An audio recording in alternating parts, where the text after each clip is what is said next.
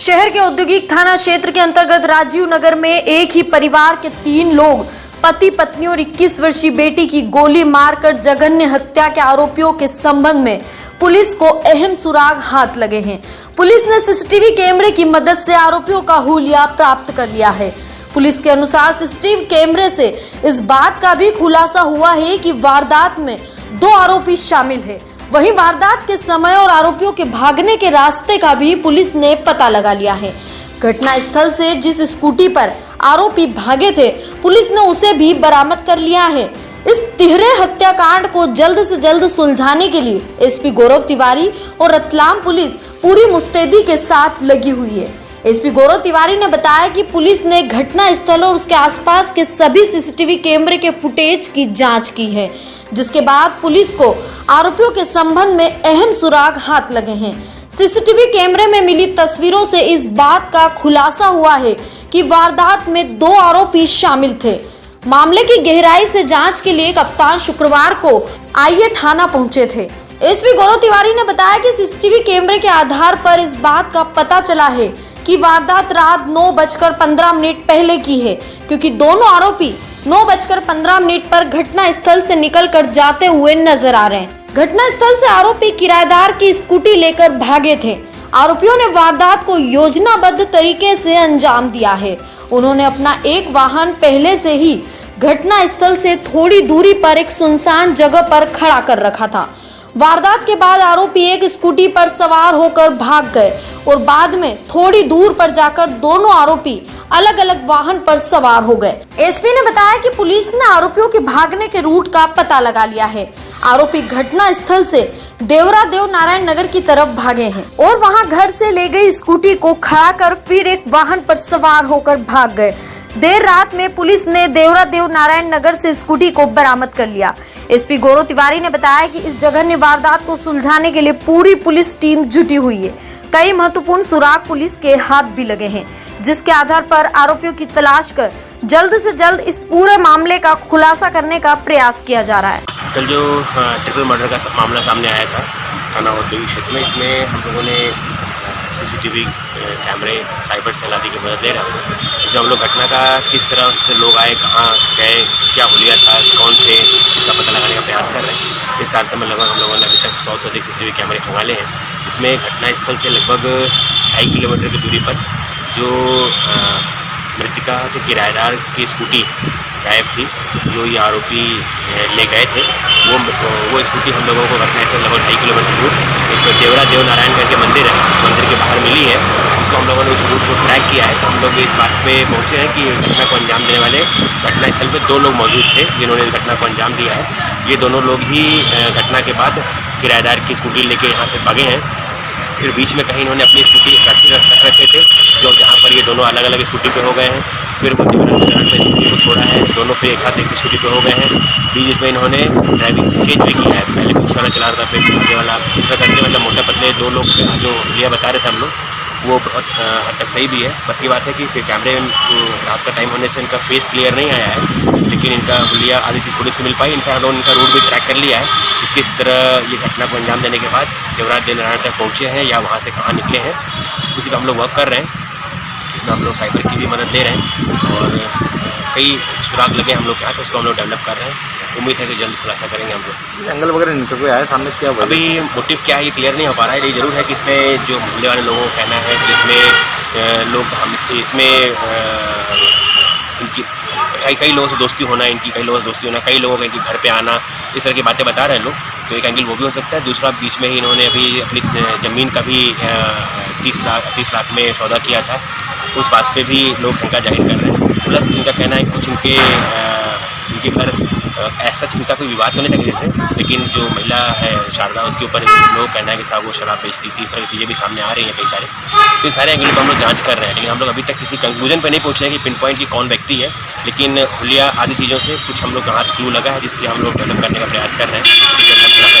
तो आरोपी जिस तरह से मारा है, रतलाम के हैं, बाहर के, क्या लगता है आपको देख के? आपने देखा है? ये कह पाना संभव नहीं है कि आरोपी कहाँ के हैं, लेकिन बहुत ही प्रोफेशनल तरीके से उन्होंने घटना को अंजाम दिया है।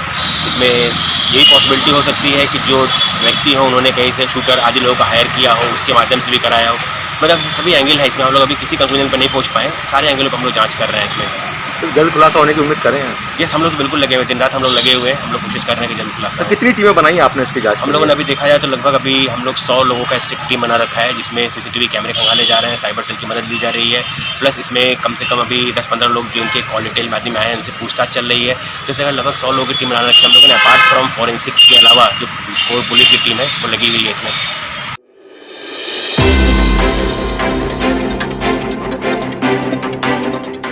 नगर निगम की संपत्ति कर शाखा में पनप रहे भ्रष्टाचार पर आयुक्त सोमनाथ झरिया ने सीधा हमला कर सख्ती का एहसास करवा दिया है। कर्मचारियों और संपत्ति कर अधिकारी के बीच हुए विवाद के 23 दिन बाद गुरुवार को आयुक्त सोमनाथ झरिया ने संपत्ति कर विभाग की पूरी सर्जरी कर दी। नामांतरण प्रकरण निपटाने के लिए कर्मचारियों पर आवेदकों से रुपए मांगने का दबाव बनाने वाली नगर निगम की सहायक आयुक्त और संपत्ति कर अधिकारी नीता जैन सहित सभी 18 कर्मचारियों को हटा दिया गया। आयुक्त के जारी आदेश के मुताबिक अब उपायुक्त भविष्य कुमार खोबागड़े विभाग प्रमुख होंगे। वहीं सहायक आयुक्त ज्योति सुनारिया को प्रभारी अधिकारी बनाया है। वहीं सहायक आयुक्त नीता जैन को श्रम शाखा, कर्मकार मंडल, समस्त जन कल्याणकारी योजनाएं, संबल योजना व लोक सूचना का प्रभारी अधिकारी बना दिया गया। संपत्ति कर विभाग में इस विवाद की शुरुआत 29 नवंबर को आयुक्त द्वारा मुख्य लिपिक अनिल खरे को निलंबित करने के बाद हुई थी। आयुक्त की कार्रवाई से नाराज कर्मचारियों ने 3 नवंबर को आयुक्त को लिखित शिकायत करते हुए बताया था कि नामांतरण प्रकरण अधिकारी नीता जैन के पास पेंडिंग है। उनके निराकरण के लिए वे हम पर आवेदकों से रुपए मांगने का दबाव बनाती हैं। ऐसा नहीं करने पर फाइल पर हस्ताक्षर नहीं करती हैं। चेताने के बावजूद व्यवस्था में सुधार नहीं होने पर आयुक्त ने गुरुवार को सारे स्टाफ को हटाकर नए कर्मचारियों की नियुक्ति कर दी है।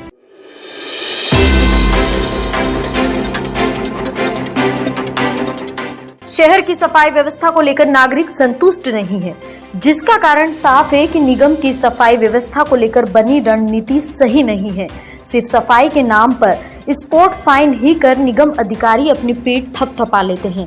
शहर के नालों की सफाई नहीं होना, जिससे पूरा शहर मच्छरों और प्रदूषण की गिरफ्त में आकर जन स्वास्थ्य के साथ खिलवाड़ ही है। ये है ओजाखाली क्षेत्र का नाला, जिसे अपनी साफ सफाई का लंबे समय से इंतजार है। गंदगी से भरे इस नाले से इस क्षेत्र के रहवासी परेशान हो गए हैं। क्षेत्रीय नागरिक बताते हैं। मेरा नाम मोहम्मद इमरान ताज। इमरान भाई, ये जो नाला देखने में आया है अभी पूरी तरह से चौक है, इसकी सफाई कब हुई थी? इस नाले की सफाई करीब 3 वर्ष पहले हुई थी और हमेशा इस नाले का निराकरण के लिए हमने कई बार शिकायतें करी है। आज से 10 वर्ष पूर्व यहाँ पे तेज़ बारिश हुई थी।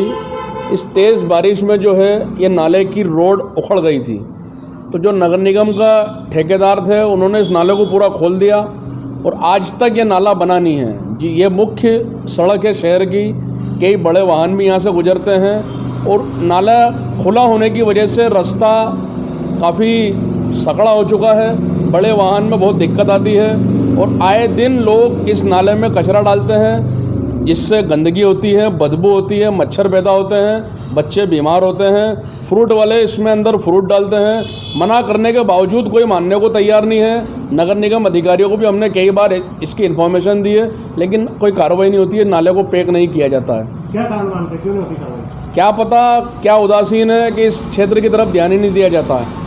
क्षेत्र के पार्षद भी इस पर ध्यान नहीं देते हैं। अगर इस पर ध्यान दें तो ये एक समस्या का निराकरण हो सकता है। वार्ड नंबर कौन सा है? ये वार्ड नंबर 25 है। यहाँ के जो पार्षद वगैरह थे उन्होंने कभी इसको देखा? जी, पार्षद को तो हमने कभी देखा ही नहीं है जीतने के बाद यहाँ पे, कि कोई निरीक्षण करना आया हो यहाँ पे, आज तक नहीं देखा। पार्षद यहाँ का बंटी भाई है। अच्छा, ये बताएं कि यहाँ सफाई कर्मी वगैरह आते हैं? सफाई कर्मचारी आते हैं, लेकिन वही औपचारिकता निभा के चले जाते हैं। प्रॉपर इस पर ध्यान नहीं दिया जाता। वही सफाई कर्मचारी आए, साफ करके चले गए और वापस गंदगी लोग मोहल्ले वाले ने, फ्रूट वाले वापस डाल देंगे इसमें गंदगी। आए दिन जो सड़ा गला कचरा होता है वो इसमें डाला जाता। ये एक तरह से बिल्कुल ट्रेचिंग ग्राउंड बन चुका है इस एरिया का है। जितने भी एरिया का कचरा होता है इस नाले के अंदर फेंका जाता। कई लोग रात के वक्त भी इस नाले में गंदगी लाके अपने घर की डाल देते हैं। जुल्फिकार खान एडवोकेट। अंदाज़ बताएं, ये जो नाला है जो आपके पीछे देख रहे हैं हम, ये नाला बिल्कुल, इस सफाई कब हुई थी इसकी? जैसे कि आपको बताया है, पिछले 3-4 सालों के पूर्व इसमें सफाई हुई थी। और पूर्व में भी ये नाला इसी प्रकार रहा है। बीच में कई बार नगर निगम के अधिकारियों को यहाँ के लोगों ने व्यक्तिगत रूप से जाकर या लिखित रूप से भी जाकर इस संबंध में अवगत कराया कि हमारे क्षेत्र की बहुत बड़ी समस्या है, लेकिन नगर निगम के अधिकारियों की उदासीनता देख लो या ये मान लीजिए कि वो निष्क्रिय है इस नाले के संबंध में। वो चाहते तो इसमें संबंध में कार्रवाई कर सकते हैं, परंतु आप भी आज भी देख रहे हैं 3-4 वर्ष पूर्व भी वो नाला इसी स्थिति में था, आज भी वही स्थिति में है। और इसके आसपास अगर देखें तो क्षेत्र का जो है यह चौराहा लगता है। इसमें साफ सफाई में काफ़ी टाइम हो गया, लगभग न के बराबर ही होती है साफ़ सफाई। कहाँ रहते हैं आप? ये यहीं पास में रहता हूँ मैं। क्या करते हैं? अपने प्लास्टिक का काम काज है। ये जो कचरा वगैरह पूरा जाम है नाला, ये कचरा वगैरह कौन डालता है यहाँ? ये सब आसपास के मतलब गोदाम वगैरह ये लोग डालते हैं। ये गंदगी होती है, यहाँ पे साफ़ सफाई होती नहीं है, बीमारी का डर है, मतलब किसी प्रकार से कोई शिकायत वगैरह इस चीज़ से? तो कोरोना महामारी चल रही, कोविड-19 चल रहा है, तो आपकी तरफ से कोई शिकायत वगैरह हुई नगर निगम में या किसी को सूचित किया गया? सफाई कर्मी वगैरह को कभी बताया गया? वार्ड के जो पार्षद थे उनको बताया गया? बताया गया, लेकिन कोई ध्यान ही नहीं देता है, कोई सफाई कराते ही नहीं है, ध्यान ही नहीं देते।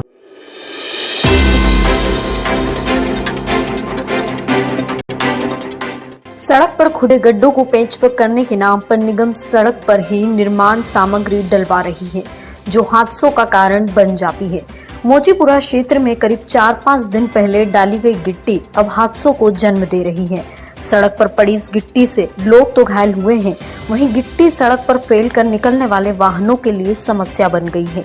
क्षेत्रीय नागरिकों का कहना है कि नाम है सर, ये जो गिट्टी डाल रखे कौन डाल के गया और क्या क्या परेशानी आ रही है? ये गिट्टी डालकर नगर निगम वाले और परेशानी आ रही, बच्चे गिर रहे हैं, रोड पे एक्सीडेंट हो रहा है, आने आने में दिक्कतें आ रही है, पुल छोटा है, ट्रैफिक जाम हो जाता है और हमारे बच्चे बिल्कुल कुछ भी बाजार यहाँ सामान वामान कुछ लेने आते तो बड़े कठिनाई होती है, उनके ऊपर दुर्घटना होती है, एक्सीडेंट हो जाते हैं सर। कितने परेशान हो रहे हैं आप? बहुत बड़ा धूला मिट्टी सब यहाँ लेके हमारे बच्चे का भी कोई सामान लेने वाले गिट्टी उड़ के लग जाती है। अभी परसों मेरी अम्मा यहाँ से निकली, गिट्टी उड़ के लगी उनके पैर के अंदर। कितने दिन से परेशान हो रहे? नगर निगम सुनवाई कर रहा है? नगर निगम कोई सुनवाई नहीं कर रहा सर, खाली यहाँ खाली गिट्टी डाल जाते हैं और महीनों तक देखने नहीं पड़े। पूरी बारिश परेशानी देखी हमने, कीचड़ में रही हम बारिश के अंदर, पूरी बारिश। हमारा मकान यहाँ नज़दीक में गली के अंदर।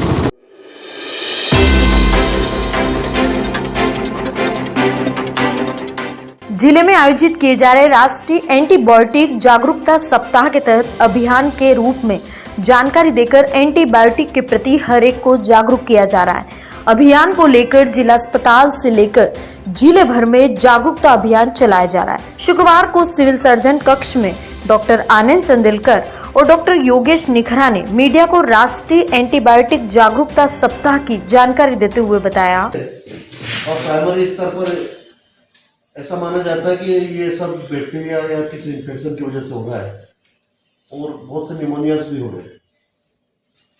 तो अब कौन सी बीमारी में कौन सी दवाई हमें स्टार्ट करना है, इसके बारे में अवेयरनेस होना बहुत ज़रूरी है। हमारे डॉक्टर्स को भी होना चाहिए और मरीजों में भी होना चाहिए। ऐसा ना हो कि हम लोग डायरेक्ट दुकान से कोई भी एंटीबायोटिक लेके अपना स्वयं का उपचार करना प्रारंभ करें, और हमेशा डॉक्टर की सलाह से ली जाए और डॉक्टरों को भी अवेयरनेस होना बहुत जरूरी है।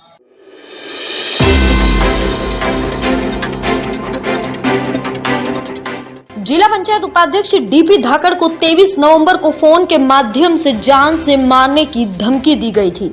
उसके बाद रतलाम पुलिस प्रशासन को अवगत करा दिया था, परंतु प्राथमिकी दर्ज करने के अलावा कोई कार्रवाई नहीं की गई। जिला कांग्रेस कमेटी के समस्त प्रदेश पदाधिकारियों एवं जनप्रतिनिधियों, ब्लॉक कांग्रेस के समस्त अध्यक्ष, समस्त मोर्चा संगठन के पदाधिकारी गणों की उपस्थिति में डीआईजी तथा पुलिस अधीक्षक को ज्ञापन सौंपते हुए प्रशासन से तत्काल कार्रवाई की मांग की गई।